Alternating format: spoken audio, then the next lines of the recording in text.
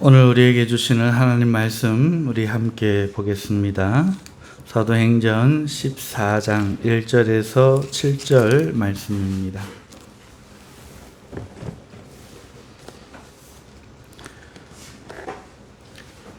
찾으셨으면 함께 봉독하겠습니다.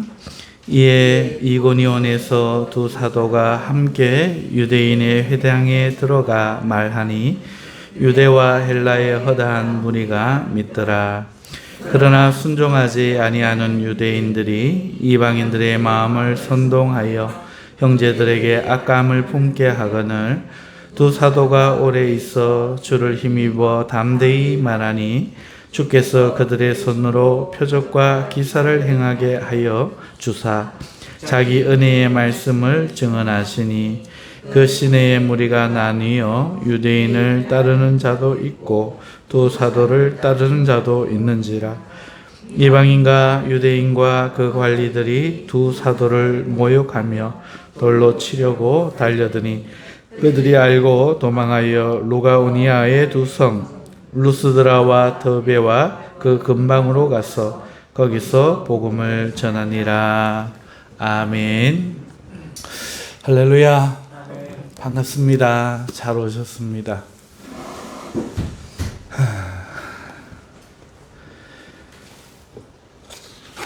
7월 셋째 주일인데요. 7월 셋째 주일은 뭔가 좀 제게는 특별해 보입니다. 뭐가 특별해서 그런지는 저도 모릅니다. 그냥 막연히 특별하고 달라 보입니다. 오늘은 좋은 일들이 많이 생길 것 같습니다. 하나님의 은혜가 내리고 즐거운 교회제가 또 있겠지만은 그 말고 평상시보다 더 좋은 일들이 왠지 저와 여러분들에게 있을 것만 같습니다. 여러분 얼굴에서 뭐가 보여서일까요? 아니면 좋은 꿈을 꿨을까요? 이유는 모르겠지만 하나님의 반짝이는 축복의 말씀 가운데 여러분들에게 하나님의 은혜가 가득해지기를 소망해 봅니다. 자, 우리 기도합시다. 하나님 아버지 감사합니다. 부족한 종입니다. 예수의 십자가 뒤에 감추어 주시고 성령님께서 주장하셔서 의의 말씀, 진리의 말씀, 생명의 말씀, 능력의 말씀이 우리를 새롭게 하는 복된 시간 되게 하여 주시옵소서. 예수님 이름으로 기도드립니다. 아멘. 오늘은 본문 말씀 가지고 변화의 아이콘이라는 제목으로 말씀을 전하려고 합니다.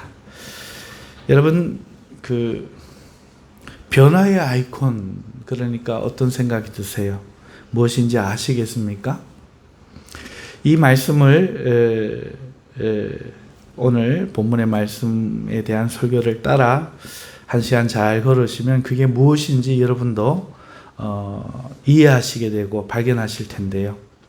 이 중에 혹 변화가 필요하신 분 계시다면 발견한 그 변화의 아이콘을 믿음으로 더블 클릭해 보세요.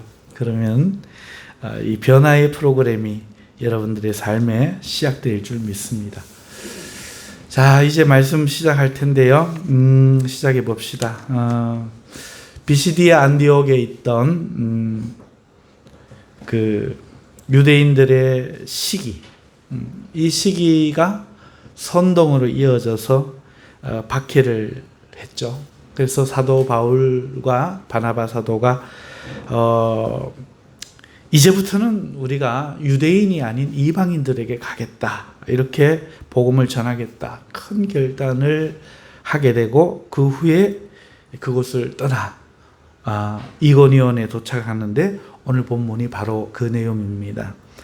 두 사도가 도착한 이 이고니온은요, 지금 현재 코냐라고 불리는 터키의 도시인데 터키에서는 5번째 안에 들어가는 큰 도시입니다.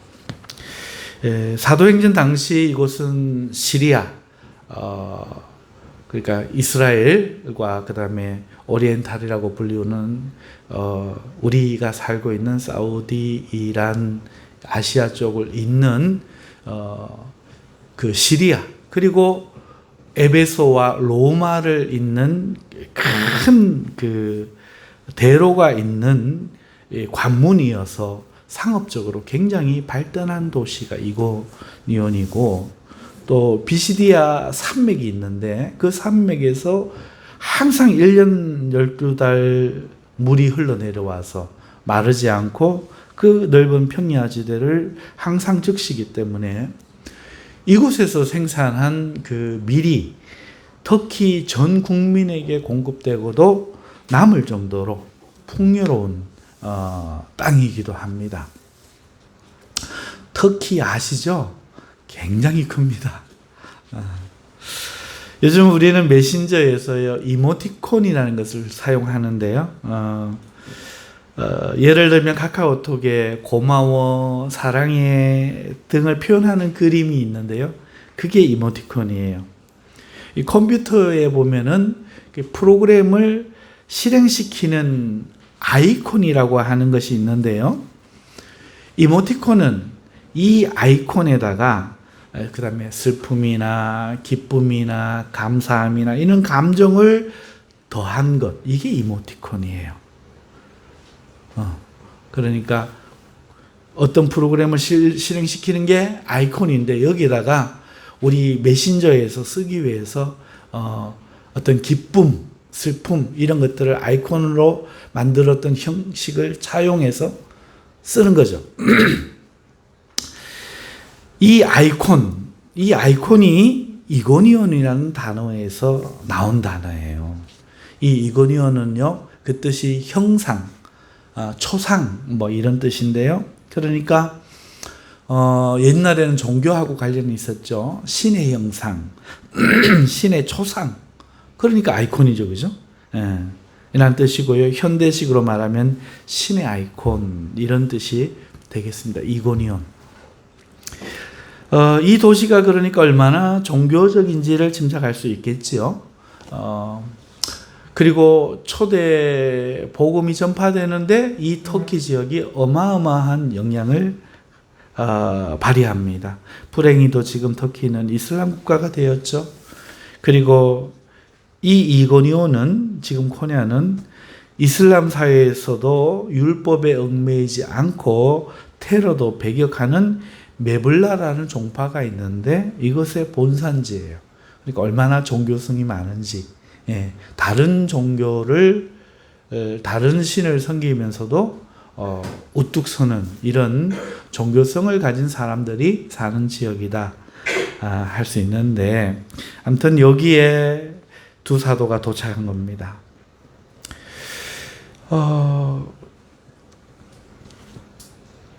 그런데요, 유대인들에게는 복음을 전하지 않겠다 했던 이 두 사도가 이번에도 회당으로 향하는 거예요. 왜 회당으로 였을까요?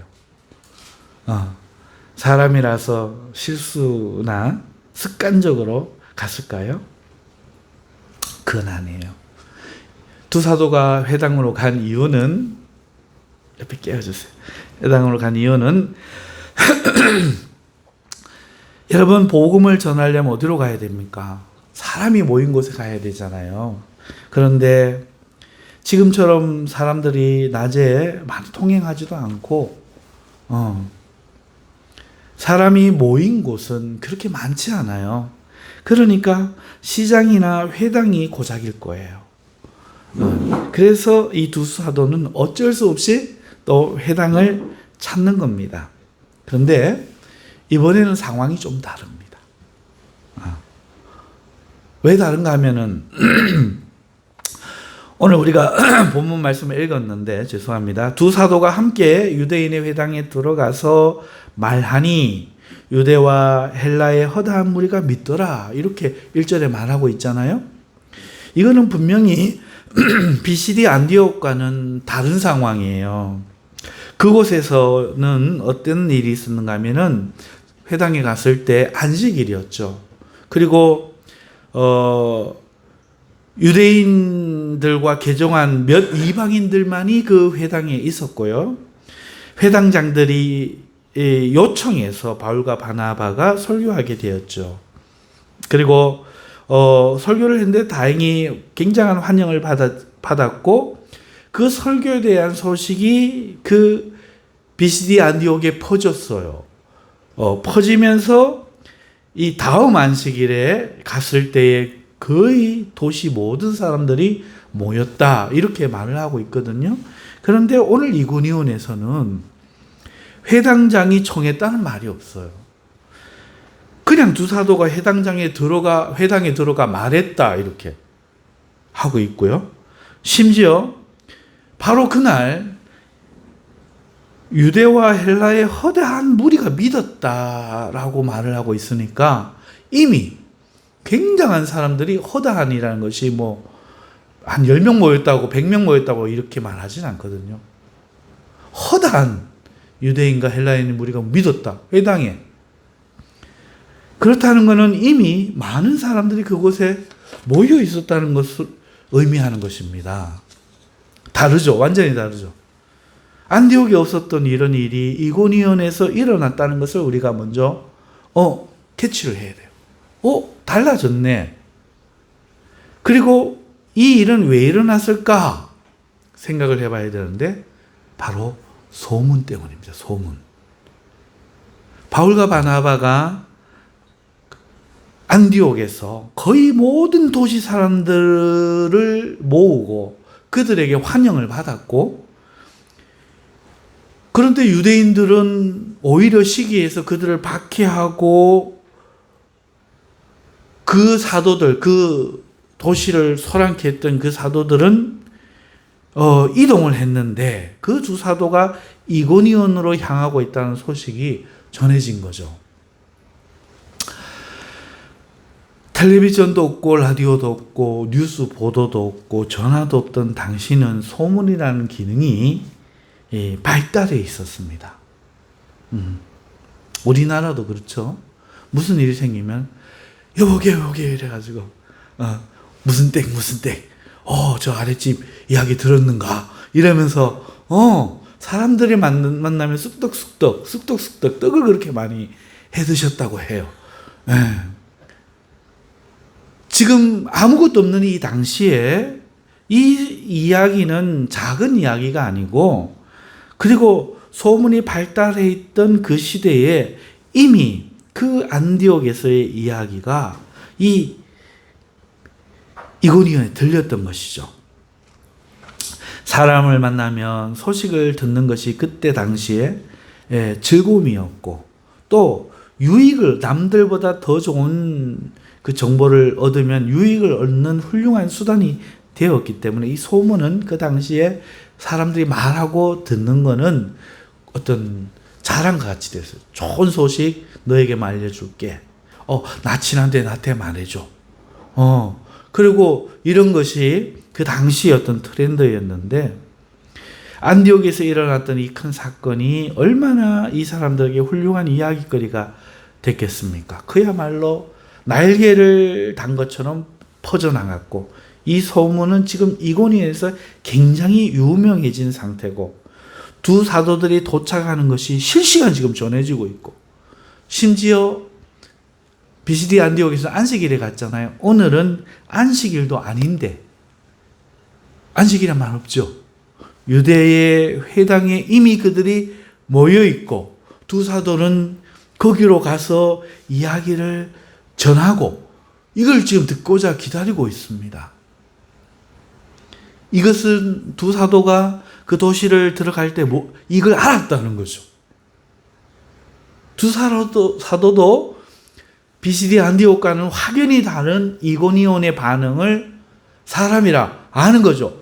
저들이다 하는 소리를 들었을지도 모르고, 성경에 안 기록했지만 당신들이 바로 그 유대인들이요 라는 소리를 들었을 수도 있고, 그래서 이 이고니온의 허다한 무리가 회당에 지금 자신들의 이야기를 기다린다는 것을 분명히 아마 눈치챘을 겁니다. 그러니까 회당으로 향했고 회당장이 요청할 필요도 없이 이미 당연히 복음을 전한 것은 기정사실처럼 기다리고 있는 상황 가운데 지금 바울 사도는 복음을 전한 것이죠.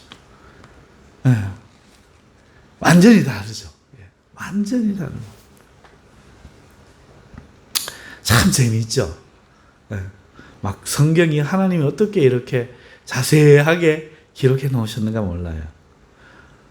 조금만 유심히 보면은 볼 수 있도록. 여러분 참 가슴이 뜁니다.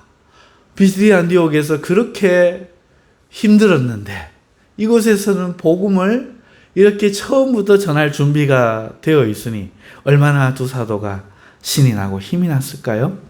아, 이거 하나님이 저 같으면 준비하셨구나 막 감격했을 것 같아요. 이야, 드디어 무슨 일이 벌어지는구나 좋았을 것 같아요. 그리고 복음을 전했고 허다한 무리가 믿었다고 오늘 본문에 말씀하고 있지 않습니까? 그런데 다 믿은 게 아닌 것 같아요. 역시나 유대인들이 문제였습니다. 순종하지 않는 유대인들이 있었던 거죠. 그리고 이들이 이방인들을 선동하는 거예요. 이방인들의 마음을 선동했다고 말하고 있는데요. 악감정을 갖도록 선동하고 조장했다는 얘기죠. 이유는 같겠죠. 비시디 안디옥의 유대인들이 시기했던 그 동일한 마음 아니었을까요? 동일한 마음으로 이제 악감정을 갖도록 지금 선동을 하고 있는데 생각을 해보세요. 이방인들이 지금 막 이제 그 소문을 듣고 전부 다 궁금해하고 와갖고 하나님 말씀을 들었어요. 와, 그래? 와, 하나님이 참신이시고 우리가 죽는 이유가 다 죄 때문이고 예수님을 믿으면 산다고 이러면서 전부 다 막 흥분해서 들었는데 이러한 자들에게 하는 이 선동은 참 위력적이에요. 여러분, 공산주의자들이 잘 쓰는 정치 전략 중에 이런 게 있어요. 메시지가 맞는 말이에요. 그러니까 메시지를 공격할 수 없으면 메신저를 공격하라. 이런 말이 있습니다. 그러니까 저 사람 고아 출신이래. 친구가 막 키도 크고 잘생겼어요. 제 고아원 출신이래. 하고 거짓 소문을 흘리는 어릴 때 나쁜 친구들 경험하셨을지 모르겠어요. 제 집이 가난하대. 제 씹었던 껌 또 씹는데 이러면서 저 책상 밑에 껌 붙여놨다? 이러면 그러면 그 사람의 품격이 떨어져 보이고 그 사람에게 대해서 악감이죠. 비호감을 갖게 되고 그러면 그가 하는 말이 아무리 좋아도 이러는 거죠. 어떤 사람이 지식이 뛰어나면 저 사람 부모가 저 쌍놈이야, 쌍놈. 이러면 한마디로 막 끝나는 거예요. 여러분, 이 유대인들이 지금 방금 자기를 구원할 그 복음의 능력의 말씀을 딱 들었는데 메신저를 딱 공격해서 이 공산주의가 자들이 잘 쓰는 이 방법을 딱 쓰니까 여러분 이거야말로 위기 아닙니까? 그냥 다 소용없는 일이 될 뻔한 위기에 처한 거죠. 두 사도가 이걸 몰랐을까요? 성령에 충만한 사도들이 알죠. 어떻게 이 위기를 타파해야 합니까? 두 사도는 놀랍게도 그곳에 머무는 전략을 선택했습니다. 거기 오래 머물면서 3절에 보면 두 사도가 오래 있어 라가 바로 그거예요. 오래 머물면서 예수님에 대하여 담대하게 말하기 시작했습니다. 즉 예수 그리스도에 대하여 더 많은 지식을 주고 그 지식으로 인하여 확신을 가지도록, 그래서 그런 거에 안 휘둘리도록 교육하기 시작한 겁니다. 우리가 착각하는 게 뭔가 하면 자녀에게 예수 믿어, 기도해, 요 한마디를 딱 하고 말을 들을 줄 믿는 겁니다. 지금 마귀는 끊임없이 휴대폰을 가지고 설교 못 듣도록 머리에 무의식에 막 동영상이나 이런 걸로 세뇌를 시켜놓는데 설교 들어 이런다고 듣겠습니까? 한마디 한다고? 기도해 한마디 한다고 하겠습니까? 교육이 필요한 거죠. 왜 미디어가 안 좋은 거고 왜 그런 안 좋은 것들을 보면 안 되는지 끊임없이 이야기하고 예수 그리스도와 생명 되신 하나님에 대해서 교육을 해도 이 친구들이 믿음을 갖기 위해는 얘들은 끊임없이 하잖아요. 24시간. 우리 교육은 이 아이들이 주일날 와서 설교 듣는 게 다다. 이러면 너무너무 힘든 거죠.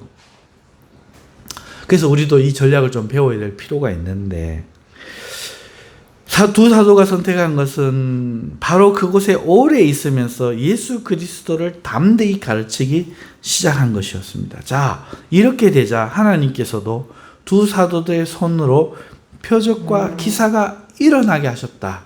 그래서 이 은혜의 말씀이 전해지도록 하나님이 스스로 일하셨다라고 말하고 있습니다. 이게 얼마나 중요한 일입니까?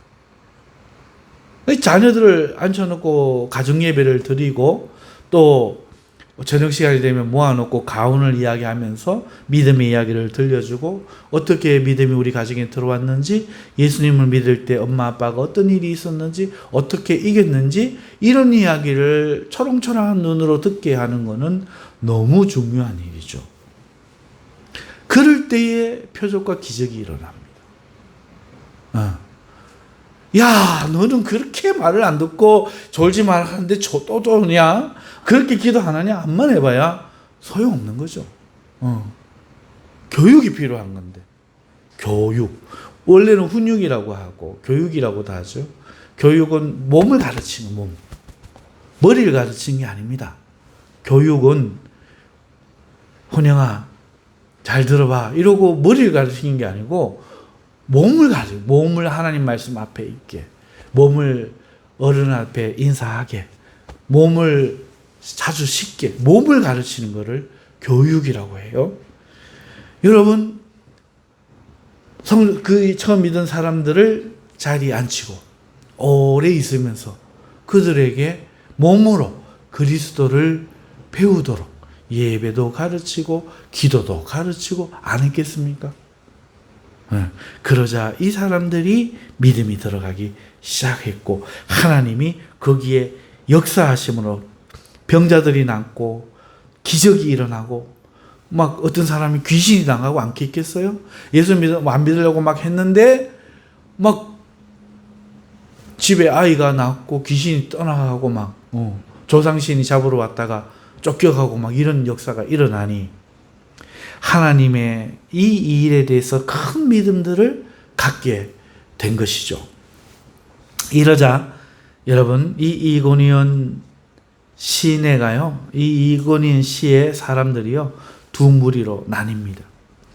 유대인들에게 선동을 당해 악감을 이미 가진 관계로 바울과 바나에게 나쁜 생각을 품고 비호감을 품고 그들이 전하는 메시지를 반박하고 거부하는 자들도 생겨나고 바울과 바나바를 따른 자들은 그 믿음이 더욱 굳어져 가고 이렇게 무리가 갈라지기 시작하죠. 자, 이렇게 되자 이건 위기가 아닐 수가 없어요. 국가와 도시라는 측면에서 어떤 사람들로 인하여 지금 도시가 분열되고 있는 것은 방관할 수 없는 중요한 문제입니다.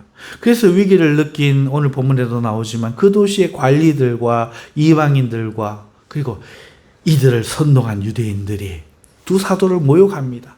선동자다. 백해 무익한 자들이다. 유대교의 이단들이다. 도시를 망하게 하려고 온 자들이다. 온갖 죄를 뒤집어 씌우고 돌로 쳐 죽이려고 결의하고 지금 달려오는 겁니다. 달려들더라. 다행히 이러한 소식을 들은 두 사도가 다행히 이러한 소식을 듣게 됐어요. 그래서 이 소식을 듣고 두 사도는 그 이고니온에서부터 30km 정도 남쪽에 있는 루스드라와 더베 지역으로 도망을 갑니다. 그리고 그곳에서 다시 복음을 전하기 시작했다 하는 이야기가 끝에 있고 다음 주에는 그 이야기가 펼쳐지겠죠. 이렇게 해서 바나바의 지금 바울과 바나바의 세 번째 선교지였던 이고니온에 있었던 이야기를 저희들이 들어봤습니다. 시리아 안디옥에서 성령께서 파송한 이 바울과 바나바는 잘 모르겠습니다. 제가 도울 수 있는 다른 부분이 있을까요? 네, 안 도와도 되는데 큰성 구브로와 버가와 비시디아 안디옥을 거쳐서 어느새 1차 전도 여행의 전환점이 될 이고니온까지 이른 겁니다. 이 이고니온에서 앞으로 바울은 믿음의 양아들이 될 디모데도 만나게 될 것이고 또 이곳에서의 사역은 아시아 7교회에 영향을 미친 중요한 곳이 되는 것이죠. 우리는 짧은 글로 읽어 그저 멀게 이렇게 느껴질 수 있지만 이 두 사도는 지금까지 수많은 날을 처음 본 풍경, 낯선 길을 아마 걸었을 거예요. 또 배를 탄다는 것 자체가 얼마나 그게 요즘처럼 즐거운 일이 아니죠. 또 배를 타고 노상에서 잠을 자고 30km 쉽게 갈 수 있는 길이 아니죠. 많은 고생을 했을 겁니다. 그렇게 기도하고 모험과 같은 전도 여행을 할 때 어떨 때는 헤매고 또 어떤 모든 것들이 도전이 되고 도전이잖아요. 또 부딪히고 미움을 받고 했을 겁니다. 영혼을 구원하기 위해서 그리고 그리스도를 세상에 소개하고자 하는 일념 하나로 온 유럽을 걷고 있는 이들의 모습을 보면서 오늘 우리는 주님을 위해 무엇을 할 것인가 생각하게 되지 않을 수 없습니다. 자, 오늘도 이 이야기 속에서 우리가 선배들의 신앙의 이야기와 함께 몇 가지 교훈을 좀 얻어가야 되겠는데요. 지난주에 우리가 성령님이 함께 하신다는 것에 대해서 잠시 생각해 봤습니다. 우리가 하나님에 의해 보냄을 받고 우리가 하는 게 아니라 하나님이 우리를 보내고 성령께서 주장하신다는 것이 우리의 예상과 다르게 많은 문제들이 있다는 거죠. 왜냐하면 우리가 절대 기계적으로 하나님께 사용되는 것이 아니기 때문에 우리가 가지고 있는 생각, 경험, 가치관이 그대로 하나님께 사용된다는 거예요. 그로 말미암아 실수도 생기고 헤매기도 하고 또 누군가는 포기하기도 하고 이런 상황도 생기고 하나님 하면 이런 일이 없을 것 같은데 그대로 하나님 우리를 그냥 두고 사용하시는, 고쳐서 사용하시는 게 아니라 기계적으로 임재해서 사용하시는 게 아니라 그냥 두고 사용하시니 이런 일이 벌어진다는 것이죠.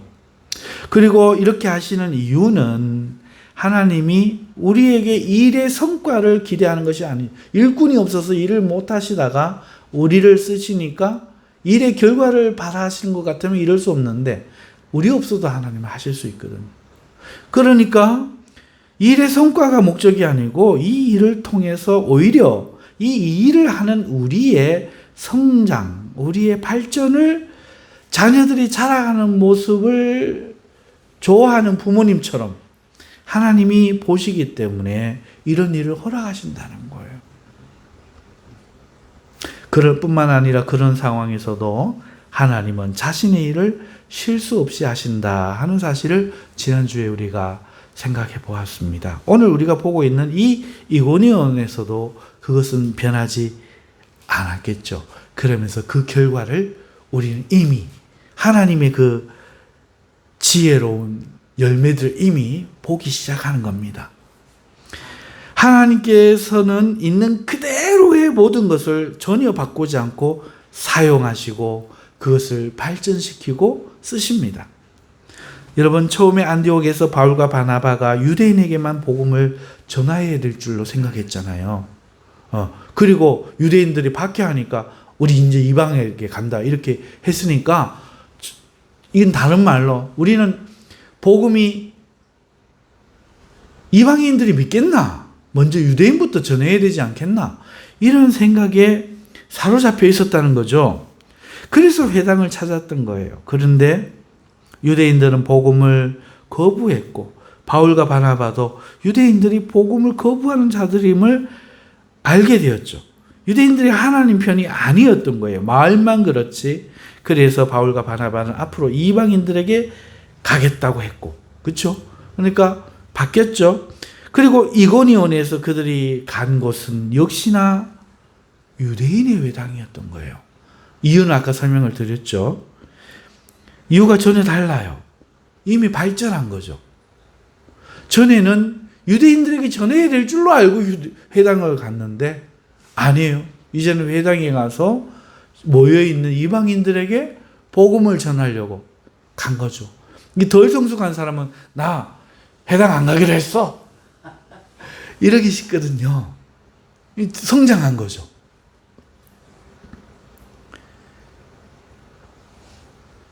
예수님을 믿다 보면 때로 신앙을 위해서 우리가 세상 것을 버려야 할 때가 있어요. 직업을 버리기도 하고요. 세상의 취미를 버리기도 하죠. 하지만요, 그렇게 버리는 것이 쉽지는 않아요. 정말 큰맘 먹고 버리고 돈 잘 버는 직업 버리고 술 팔고 하는 직업이니까 뭐 사람 속이는 한 직업이니까 예수 믿으면서 이럴 수 없다고 버리죠. 그리고 150만 원 받고 200만 원 받고 주일 성수할 수 있는 직업 선택하다 보니까 남들이 안 하는 돈이 제일 적은 이런 직업을 할 수밖에 없죠.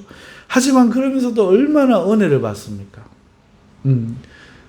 정말 내가 구원을 받았구나. 내가 정말 이제 예수를 사랑하게 되었구나. 그럴 때 너무너무 감격하고 손해본 생각이 아니고 너무너무 즐거워하게 되잖아요. 세상 걸 버릴 때가 있습니다. 하지만 신앙이 깊어지면요, 자신이 버린 그것을 주를 위해 다시 갖게 하실 때가 있어요. 예전엔 내 자랑이어서 버렸는데 이제는 주를 위해 다시 그걸로 주를 섬기는 것이죠. 버릴 때도 믿음을 위해 버리지만 찾을 때도 믿음을 위해 찾는 겁니다. 전에는 나를 위한 것이기에 버렸지만 지금은 주를 위해 다시 그것을 찾는 것에 그 본질이 있는 것이죠. 거기에 본질이 있는 것이 아니라 누구를 위해 이 일을 하느냐, 누구를 위해 사느냐가 본질임을 배우고 성장한 결과죠. 마찬가지로 오늘 사도 바울과 바나바는 어느덧 한 단계 성장한 모습을, 회당을 찾는 모습을 통해 보여주고 있습니다. 전에는 방법이 없어서 유대인들에게 먼저 전해야 될 것 같아서 고정관념이 쌓여서 살아온 그게 경험, 살아온 그 습관이 그거니까 유대인들에게 안식일 날 갔는데 이제는 그런 이유가 아닌 겁니다. 두 번째 생각해 볼 것은 다른 것도 발전했다는 거예요. 비시디 안디옥에 도착했을 때 두 사도는 그 도시에 있는 사람들을 잘 몰랐잖아요. 그리고 그 사람들도 이 두 사도를 잘 몰랐습니다. 그쵸? 근데 이고니에 도착했을 때 두 사도는 많은 사람들에게 알려줬고 알고 있었고 기다리는 사람이 되어 있었죠. 같은 회당에 들어가는 사역이라고 해도 다른 겁니다. 그것은 배경에는 그 소문이 있었다는 것을 우리가 말씀을 드렸는데 하나님은 이 소문도 쓰신다는 거죠. 그 전에 비시디 안디옥에서 했던 그 일이 실패, 무용지물 없는 걸로 끝나는 게 아니라 실패한 그 일을 소문이 되어서 여기서 열매 맺고 쓰는 거죠.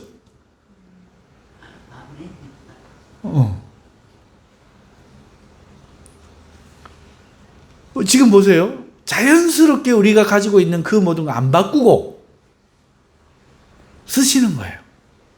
안디옥에서 복음을 전했을 때 유대인들이 처음에는 좋아했었잖아요. 그리고 그 다음엔 대부분 돌아서서 박해했지만 오늘 이 이고니온에서는 오늘 1절의 말씀에 더 많은 유대인들이 믿었어요. 많은 허다한 유대인들과 헬라의 무리들이 믿더라. 유대인들도 믿은 거거든요. 이고니온과는 다르죠. 그러면 왜 그랬을까? 여러분, 유대인들 중에 또 소문을 듣고 모였겠죠? 그러니까 소문을 듣고, 그 뭔 얘기 하는 거야? 나도 들어봐야지. 들으려고 하는 마음을 열고 이 영계 차이를 만들어내는 거죠. 악감정을 품으면 말도 안 들리는 것처럼, 호감을 가지면 이야기가 들리는 것처럼,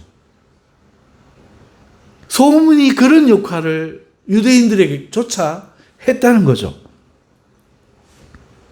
한 번 했던 사역은 두 사도의 경험뿐 아니라 사역 자체도 지금 발전시키고 있음을 알 수 있습니다.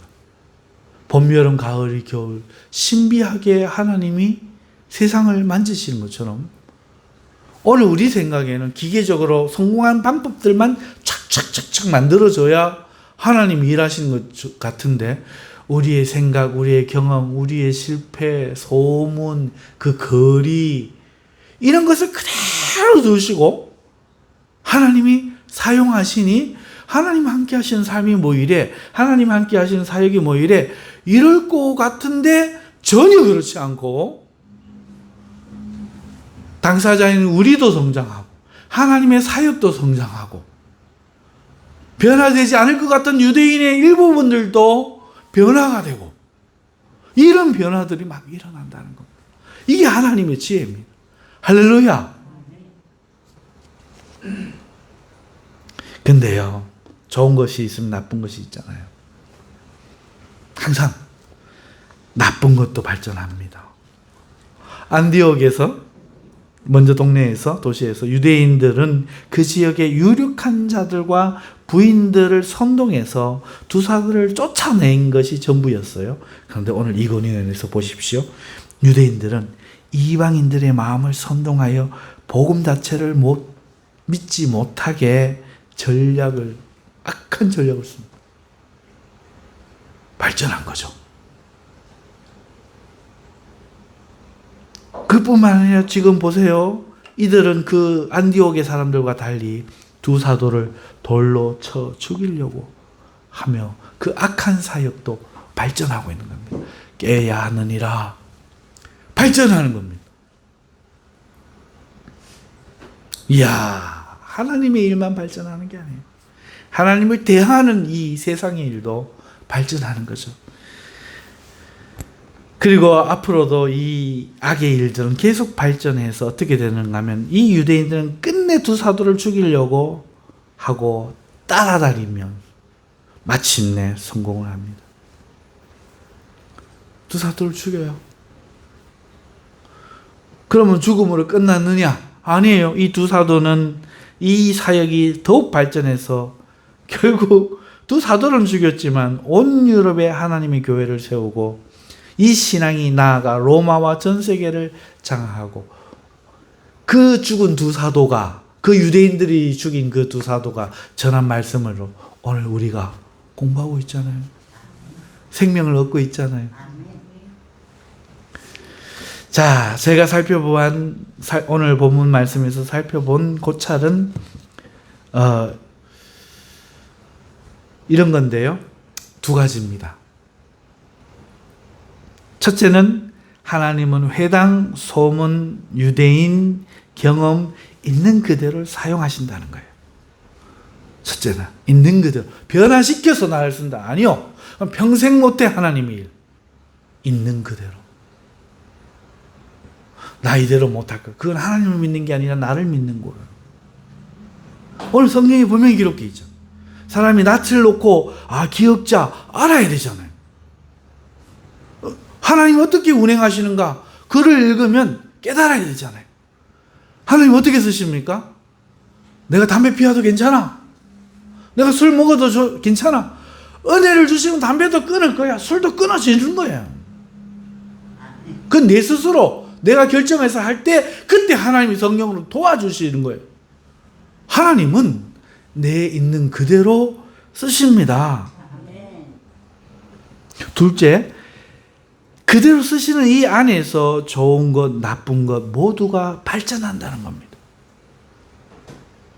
그런 가운데 하나님 나라는 하나님 나라로 더 성장하고 악은 악대로 더 악해진다는 이 두 가지 고찰이 오늘 이 이고니온 사역지를 이야기를 들으면서 제가 얻은 교훈이죠. 사랑하는 성도 여러분, 자, 이 교훈을 가지고 오늘 우리의 모습을 한번 볼까요? 오늘 우리는 그럼 어떻게 생각하고 어떻게 살아가죠? 우리는 하나님께 기도하잖아요. 어떤 기도를 합니까? 하나님, 나를 변화시켜 주십시오. 저 사람을 변화시켜 주십시오. 또 기도합니다. 하나님, 이 환경을 변화시켜 주십시오. 아니면 나를 다른 환경에 보내주십시오. 근데 이게 사실이잖아요.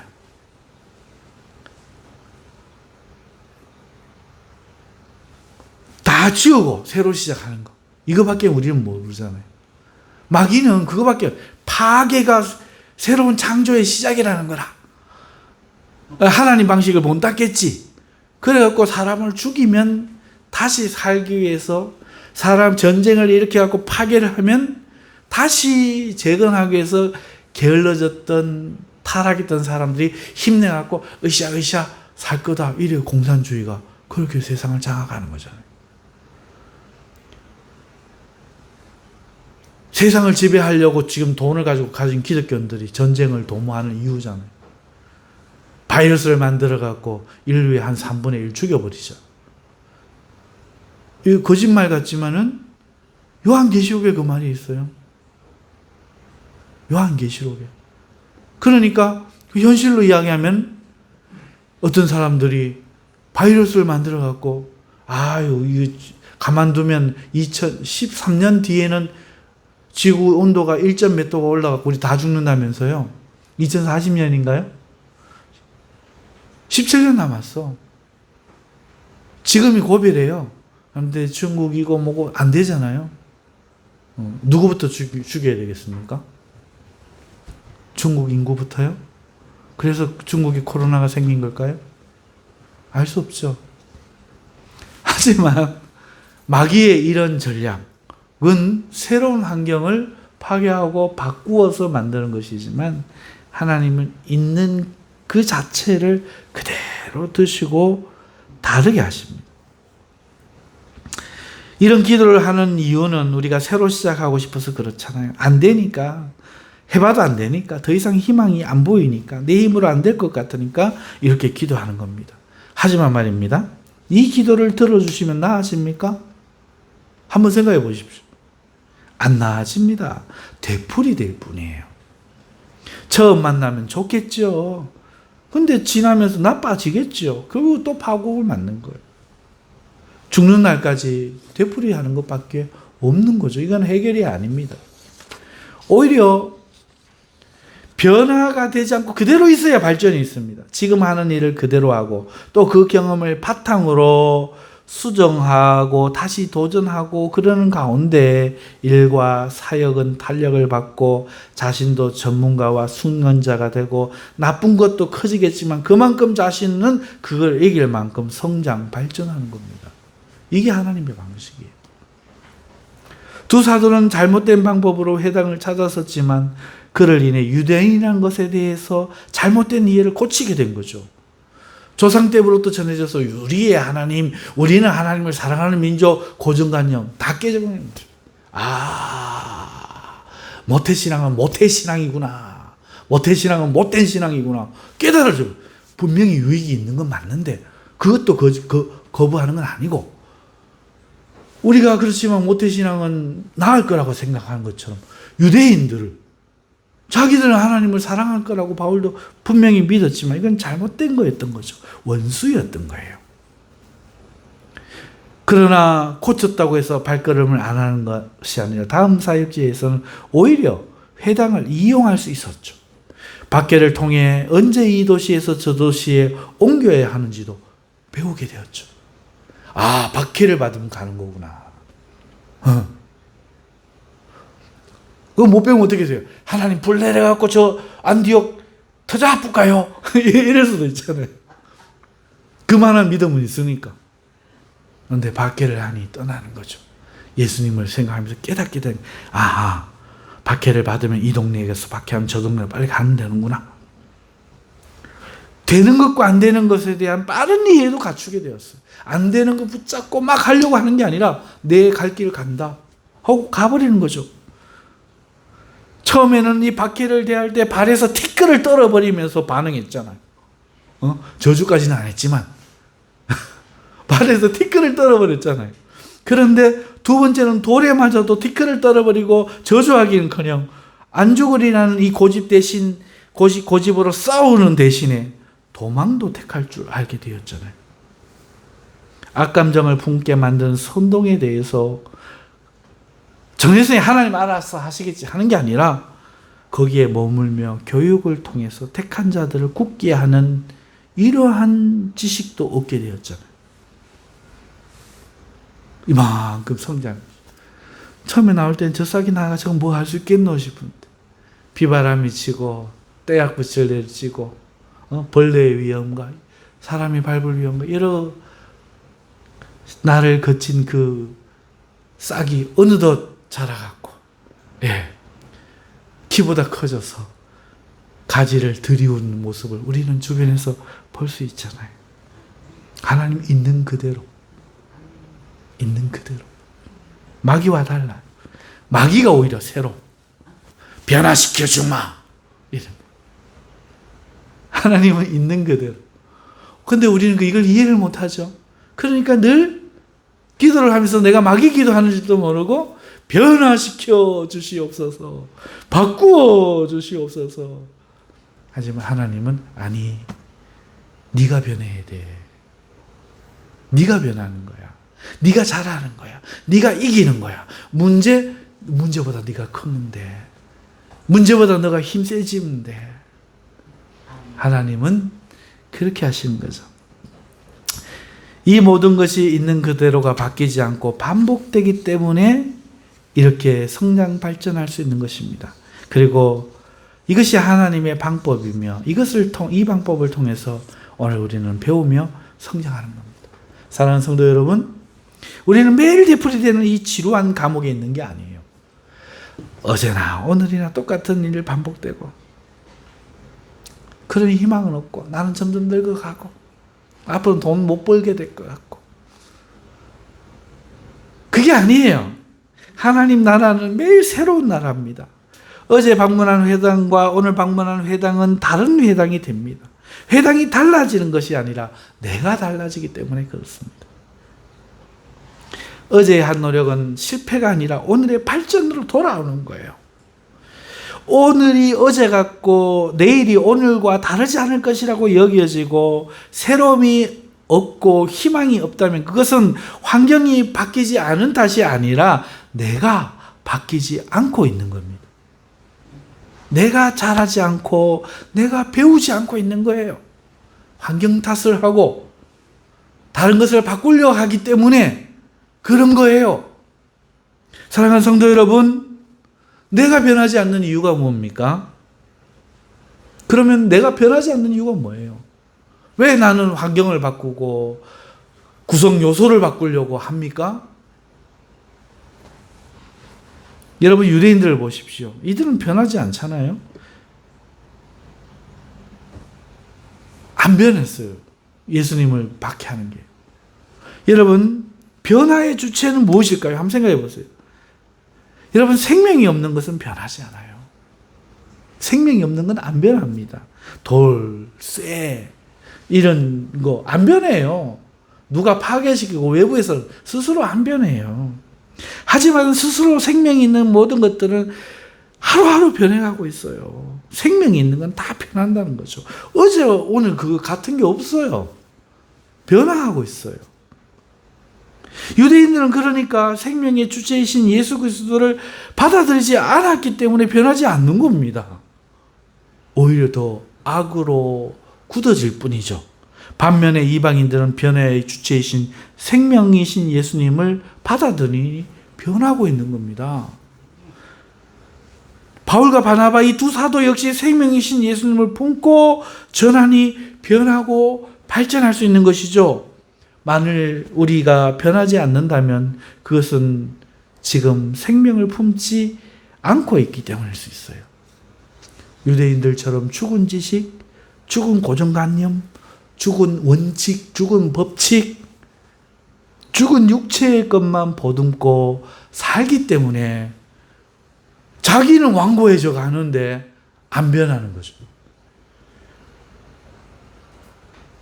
주의를 변화시키려고 애를 쓰다가 자포자기하고 무너지는 거죠. 그렇다면 우리 모두는 예수님을 품어야 됩니다. 왜? 예수님이 생명이니까.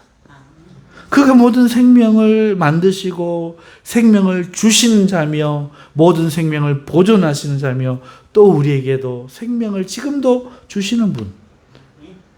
생명은 변화를 가지는 거예요. 그러니 예수님을 품은 심령마다 변화를 경험하는 겁니다. 같은 날이어도 날마다 같을 수가 없고 새로워지고 실패에서도 배우고 성장하는 겁니다. 생명으로 변화가 일어나는 것이죠. 그 예수를 품어야 돼요. 사랑하는 성도 여러분, 예수를 품는다는 게 뭐예요? 모르긴 하지만 예수님을 내 마음 밖에다 두지 말고 오늘부터 예수님을 내 마음에 두고 예수님을 모시고 그 예수님을 자세히 한번 들여다보십시오. 그러면은 그 예수님이 우리에게 주고자 하는 것이 무엇인지가 보일 겁니다. 예수님은 하나님의 의를 우리에게 주고자 하잖아요. 새로운 신분과 영화를 주고자 하잖아요. 죽은 의무의 삶이 아니라 생명의 자유의 삶을 살라고 지금도 이끌고 계시잖아요. 모든 축복을 가로막는 저주를 친히 담당하셨고 우리의 질병을 담당하셨고 믿음으로 기적을 믿음으로 표적을 일으키도록 오늘도 도우시면서 오늘도 우리 안에 살아계십니다. 이 예수님을 보면 난 죽은 상태가 아니에요. 이게 무슨 말인지 모를 것 같아서 설명하는데요. 여러분, 어떤 친구 만나면 하루 종일 재미없는 친구가 있어요. 말도 안 하고 지 휴대폰 보고 있고. 어떤 친구 만나면은 이 친구는 야, 우리 고기 잡으러 갈까? 야, 우리 놀러 갈까? 야, 뭐 할까? 하다못해 장난이라도 겁니다. 그러면 우리는 어떤 친구 만나러 가요? 재밌는 친구 만나러 가죠. 왜? 내 삶에 변화를 주기 때문이죠. 좋은 변화, 즐거운 변화. 여러분, 어떤 사람을 만나느냐에 따라서 인생이 변합니다. 안 그렇습니까? 아버지가 회사 운영하고 있으면 그 회사 가서 일하게 되는 거예요, 자기도. 하물며 생명이신 예수님을 내 마음에 모시고 그 주님이 우리에게 주시려고 하는 의와 그 생명과 또 오늘 우리를 이끄시는 그의 모든 노력들과 이런 변화들을 우리가 보면서 받아들이면요, 우리는 변화됩니다. 왜? 그 생명이 나를 이끌고 있기 때문에 그렇습니다. 주님을 품으면 어제의 삶과 오늘의 삶은 달라지는 거예요. 삶이 달라진 것이 아니라 내가 달라졌기 때문에 삶도 달라지는 거예요. 만약에 오늘 내 삶이 안 달라지고 있다면 예수님을 안 품고 살 수 있어요. 내가 생각하는 옳은 것, 내가 경험했던 어떤 경험에 대한 고정관념, 그리고 내가 좋아하는 것, 싫어하는 것, 이걸 주님도 인정하실 거라 생각하고 이것만 품고 살아갈 수 있어요. 정말 내가 주님을 품었는지, 오늘 사도들처럼 여기를 가라 하면 여기를 가고 저기를 가라 하면 저기를 가라고 주님을 품고 살아가는지, 주님이 생명이 지시하는 방향대로 있는 그대로 모든 것을 둔 채 순종하며 살아가는지, 그런다면 바뀝니다. 삶이 바뀝니다. 삶이 바뀐 게 아니라 내가 바뀌었기 때문에 삶도 바뀌어지는 것입니다. 우리는 날마다 달라질 겁니다. 어제보다 발전할 겁니다. 풍성한 이해와 깊어진 인격과 생명의 주를 믿는 소망으로 날마다 더 달라지고 그리고 미래를 바라보며 살 수 있을 것입니다. 사랑하는 성도 여러분, 지금 있는 그대로를 믿음으로 두시고 주님을 마음에 품도록 합시다. 환경을 변화시키려고 할 것이 아니라 나를 변화시켜야 하고, 나를 변화시키는데 가장 좋은 것은 바로 주님을 내게 품는 겁니다. 나를 변화시키는 것은 내 몸을 변화시키는 것이 아니라 내 몸이 나를 변화시킬 수 있는 것이 아니라 우리 마음속에 생명의 씨로 계신 예수 그리스도, 그분이 나를 변화시킬 수 있는 줄 믿습니다. 예수님을 믿고 변화를 기적하고 전혀 다른 나를 기대하십니까? 그렇다면 생각을 전환하셔야 됩니다. 환경과 다른 것을 변화시켜서는 안 됩니다. 내가 변화해야 돼요. 그러려면은 예수님을 내 마음에 모시고 생명의 주체이신 예수님을 날마다 순종하며 살아갈 때에 오늘 어제와는 다른 성장하고 변화되는 나를 경험하실 수 있는 줄 믿습니다. 기도하겠습니다. 하나님 아버지, 오늘 이 말씀 가운데 들을 귀 있는 자들이 듣고 인생이 변하고 또 어제의 삶이 하나님의 은혜의 삶으로 바뀌는 오늘을 걸을 수 있는 복된 인생들 다 되도록 은혜 베풀어 주시옵소서. 예수님의 이름으로 기도드립니다. 아멘.